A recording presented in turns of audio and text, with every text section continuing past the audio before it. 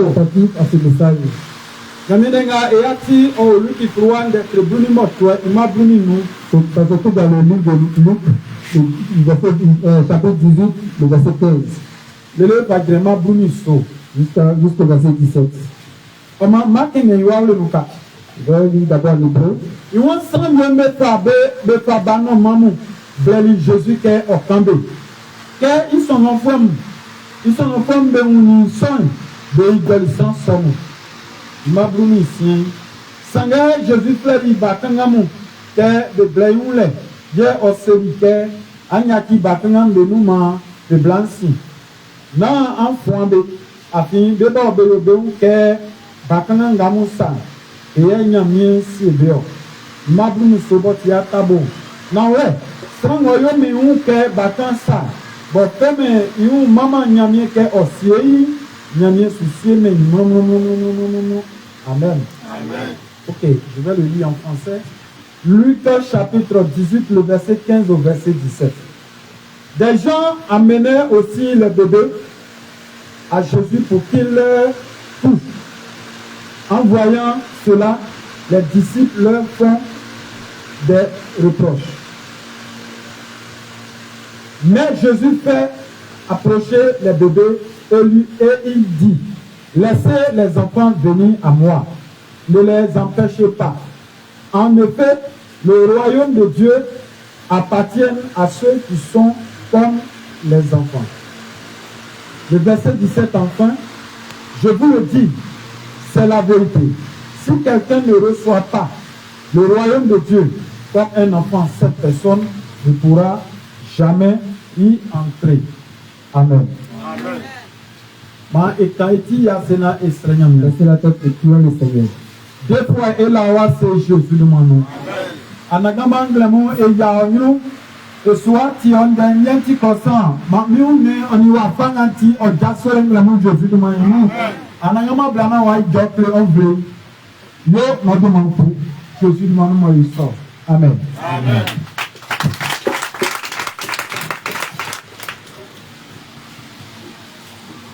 Elelite daya sime. Elelite daya sime.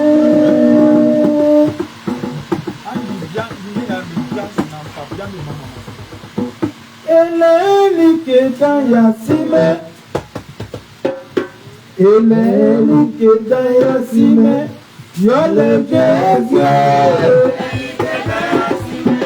Yole Jésus.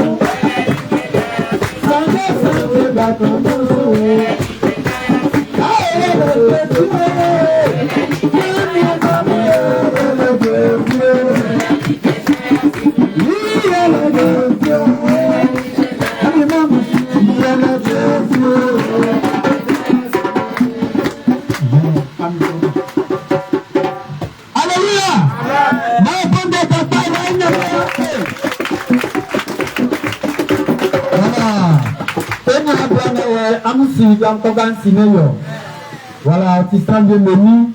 Voilà, ni a mis d'accord na ole. Mai bonde soya mi. Le premier d'accord ku be plan daou. Amen. Ona eniye di jumawala. Otuya jale wa ba. Amen. Amen. Benya benya shenu son kabe wi. Onu. Ona oswa bu nyaminde yakuna. Nyaminde ngabo etangami trai okani Jésus oni bakanga mbende La parole de Dieu que nous avons lue de suite là parler de Jésus et des enfants. Jésus ni bakanamu. Iwa ben d'abord Jésus dit comment quand me fali bakanamu me pas plaire Jésus. Et puis lorsque Jésus faisait son œuvre, il y avait personne qui envoyait des enfants vers lui. Ama nzutia me fali bakanamu plaire Jésus. Et pourquoi ils envoyaient ces enfants vers lui? Bakanamu plaire Jésus, il y a que Jésus oti. Mais il me parlait de la vie. Il a envoyé des enfants parce qu'il est le commencement et la fin du monde. Il y a un on est sur une de tes propres là. C'est lui qui a créé le monde et tout ce qui s'y trouve. Il dit à Miami, il décède que si Jésus, non, il y a quoi si émis. C'est pourquoi la parole de Dieu déclare qu'il faut passer par Jésus pour pouvoir connaître le Seigneur. C'est sans pouvoir Simon Jésus. Si quelqu'un n'a pas connu Jésus, on se passe Simon. il ne pourra pas connaître Dieu. Il y a lequel yo. Parce que Jésus, parce que Jésus est appelé éternel parce qu'il est éternel. Bien soigné, Il a vécu la mort. Et il a vécu la maladie. Il a vécu tout ce qui est souffrance. Et tout ce qui est bon lui est entre ses mains.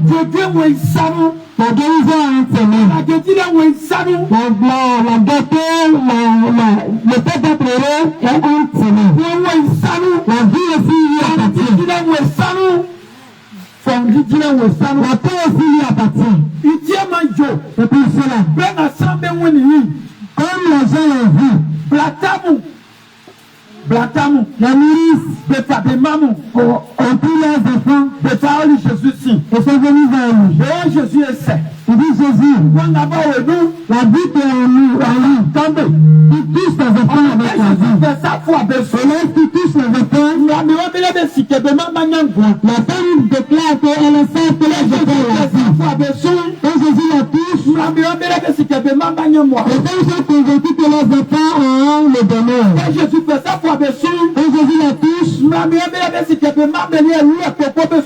sont convaincus que la mort précoce ne sera pas sur les enfants. Jésus fait ça, toi, des choses. Quand il la touche, la femme dit, Quand tu familles bien de maman va trancher. que les frères royaux appartiennent à leurs enfants.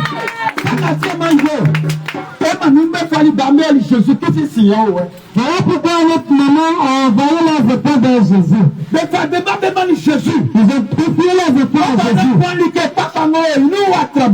Pour que tout ce qui est bon à lui puisse toucher leurs enfants. Il y a des frères. Aujourd'hui, c'est la personne qui est bien, c'est vers la personne qui est bien qu'on va.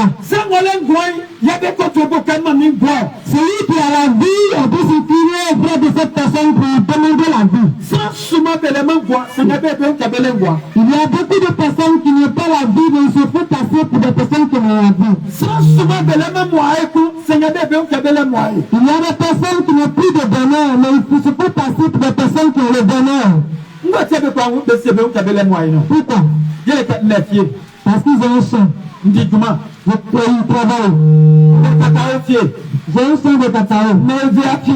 J'ai un champ de béa. Métier. J'ai un champ de palmier. C'est à l'Allemagne, Mais tu n'as pas la richesse. Allemagne, ils ont Allemagne, Tu as le fruit de la richesse, mais tu n'as pas la richesse. si tu n'as pas été, tu n'as pas Tout ce que si tu as la richesse, tu peux essayer de le faire, mais tu ne vas pas y arriver.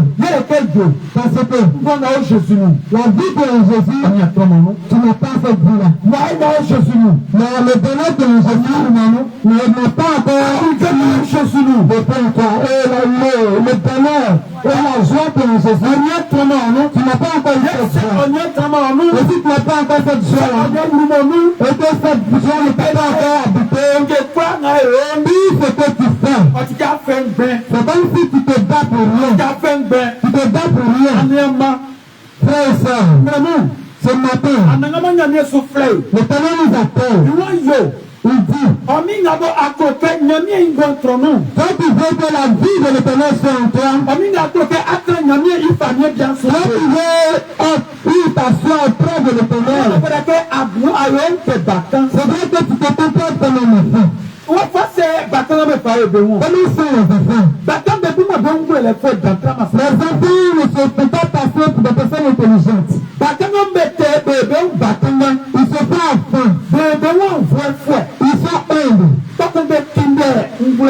Et ils cherchent la connaissance.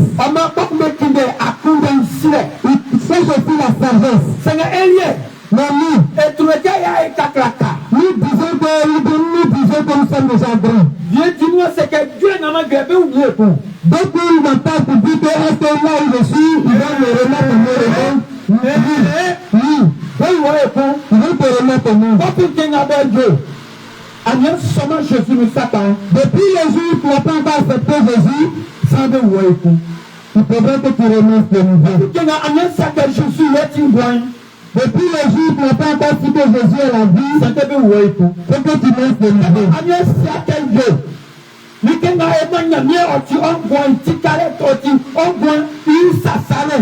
Comme tu n'as pas encore cité ce que tu fais pour l'Éternel, c'est une manière de protéger ta vie. Il est encore appelé à mettre de nouveau. Après Jésus, c'est l'unique vraiment en train il a pris souvent de l'eau.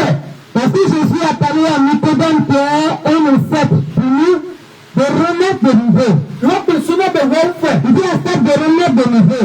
Après c'est à tout le monde par où on fait. Parce que si tu n'as pas accepté de mettre de nouveau, il y a bien famille qui est à ce point tu ne pourras pas rester dans le royaume de l'Éternel. Nicodème donne pas la parole de l'Éternel. C'est pas un pauvre. C'est un bien riche. C'est quelqu'un qui avait beaucoup d'argent. Il n'a pas besoin de champs ou d'animal. Il a tout. Mais la seule chose qui devait faire, c'était l'esprit de l'Éternel.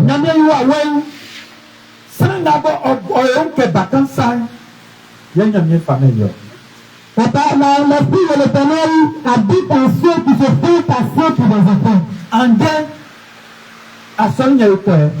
Aujourd'hui, nous venons à l'église. Nous entendons la parole de l'Éternel. Mais nous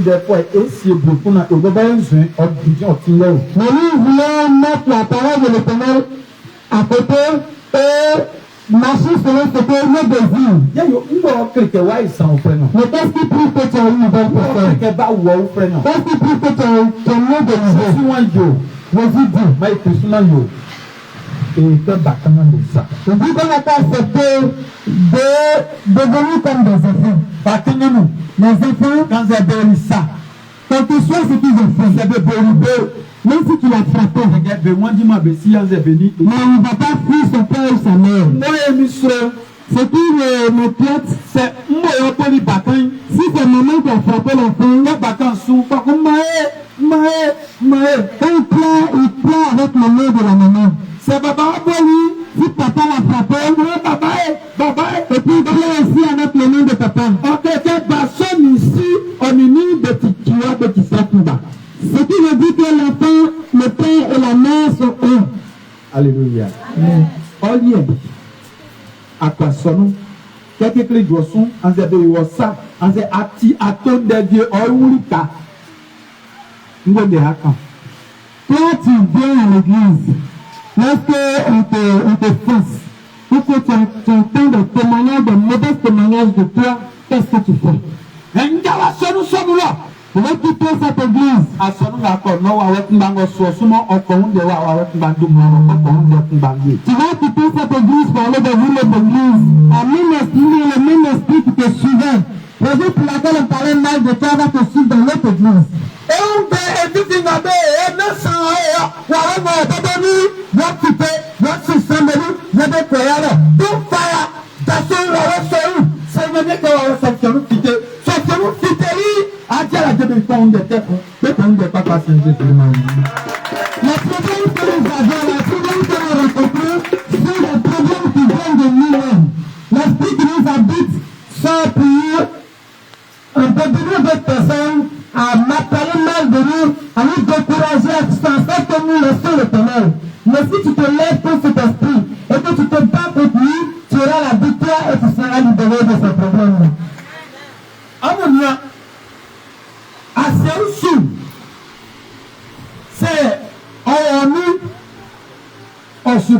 asukwa fama ya ajauma nyamiyo.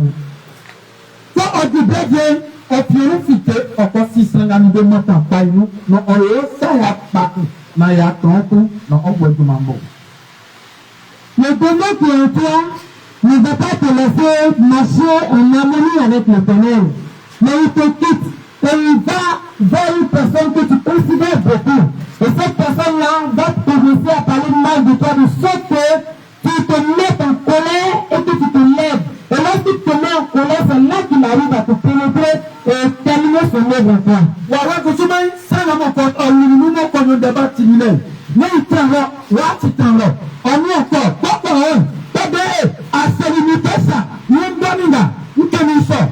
Amu sana tema tenda me to akwa dimi to nowe. Wawa na lulu wa kitewa sesi nu afan. Poko wa kwa se ka sana we okonde sesa. Sana we okonde sesa. Sana we iwatisa. Sana we iwawa. Sana we what fire? You are walking by what you say to Manu. Le même esprit qui te quitte, qui habite une personne, le même esprit encourage la personne à mal parler de toi. Et le même revient vers toi pour dire que voilà ce que telle personne a dit de toi, voilà ce que telle personne a dit de toi. Et lorsque tu vas aller vers cette personne pour lui poser la question, la personne va nier parce que ce n'était pas elle-même qui avait parlé. C'est cet esprit-là qui a parlé en elle, qui l'a utilisé pour parler. Donc il va nier pour dire que ce n'était pas moi. Et là, ça devient des histoires. Yeleke wawe nabo numo lilomo no kandana timo no ran wa timo tipo wa bebebe nu wasi. Parce que ce même esprit qui a habité est quitté et revenu vers toi. Alléluia. E mami e baba e bo ebe kayu ndebe tratrae. Namo e ngasi. Sana afra ka e fa ya ru. Yeleke yo ma e bisa ke wawe be ni o si mi mo e ma be tamin de tek kwa be tan de pa do ni. Sabison so nyami personnellement nde nyami sote ko sanso on a bisali on a bisale kusuma ande nyami sote so tayo wa we na mo be royale be ma samu itasomo iti ora ka prisu na yeke batansa wa we na ofite Jésus de manière. Chers parents, chers frères et sœurs, je vous encourage aujourd'hui d'essayer de vous lever et vouloir comprendre pourquoi nous sommes humiliés, nous sommes critiqués, nous sommes maltraités par certaines personnes. Si nous comprenons cela, nous allons arriver à combattre cet esprit-là. Parce que cet esprit qui nous face à des personnes ne vient pas de quelque part d'autre, mais vient de nous-mêmes. Et si nous nous levons, nous pourrons vaincre cet esprit si nous comportons aussi comme les enfants humbles. Et lorsque nous entendons ces produits, ces choses que ces personnes ont dit, et que nous nous humilions, nous calmons, nous essayons de devenir comme un enfant, pour ne pas répondre à tout ce que les gens vont dire, pour prêter oreille à toutes les critiques des autres, nous allons aussi vaincre cet esprit-là et entrer dans le royaume de Dieu.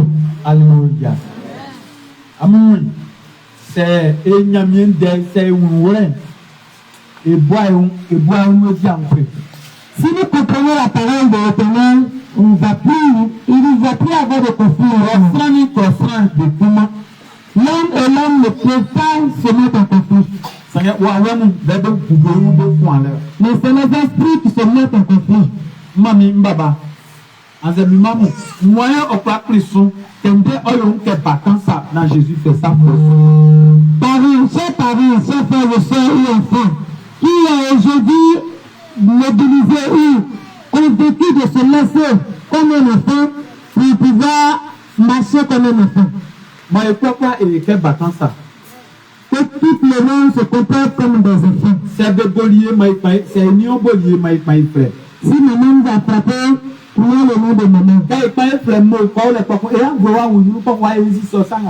Lorsque nous pleurons avec le nom de maman, maman se souvient de nous et elle est touchée par ce que nous avons fait et elle va nous appeler vers elle. Oui, papa, on se parle pas. On verra où nous t'appelons, où nous étions, ça, quand on est il y a qui qu'on se porte.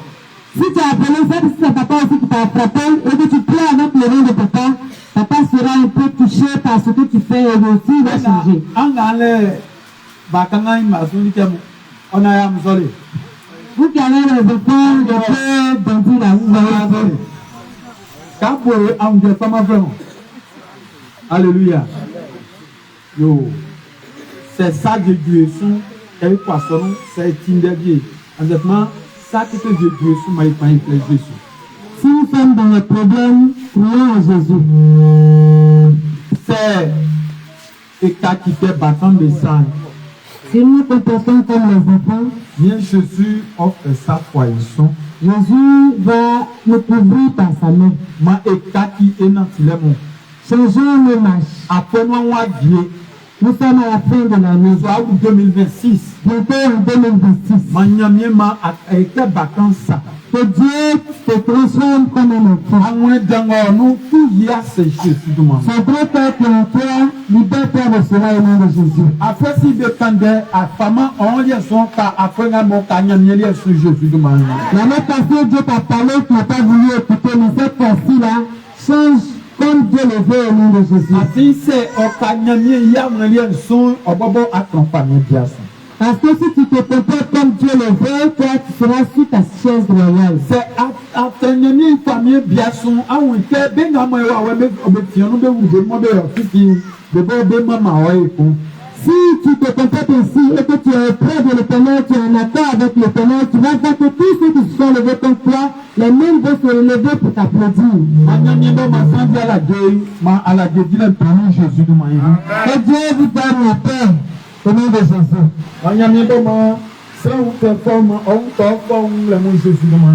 Que Dieu te donne la paix, vous donne la paix au nom de Jésus. Frère et soeur, la parole dit que tu veux d'entendre, tu peux le mettre en pratique. À ta façon. Tu peux le mettre en pratique. Est-ce que nous avons négatié à quoi pression à ta quitter vacances? Quand tu as entendu ce message, est-ce que tu peux te marcher comme ce message le dit? Bacana ne pas bénir, ils n'ont pas de filles, ils ne peuvent pas bénir. Les enfants ne frappent pas leur maman, n'insultent pas leurs parents. And then, Kingawe Oti, donc mon Eapa Essenyamien Emma, Emma Jean Onidi, Nina, Yéra, Soumale. Aujourd'hui, c'est un jour spécial. Parce que nous allons prier pour notre papa Jean et sa femme et leur enfant Soumale. Donc, my papa is also my line.